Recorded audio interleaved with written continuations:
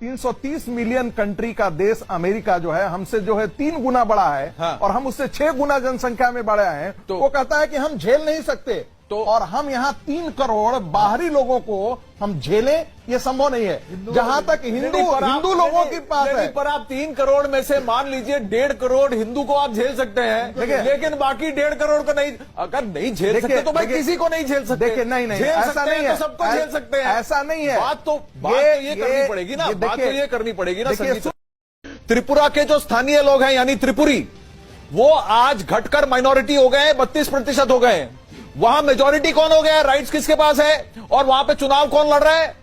बंगाली बांग्लादेशी हिंदू लड़ रहे हैं। सुन लीजिए मेरी जो बात। 1950, 1970 और नुआखाली यानी 1946 के बाद वहां आए थे, उन्होंने त्रिपुरा का नाक नक्शा बदल दिया।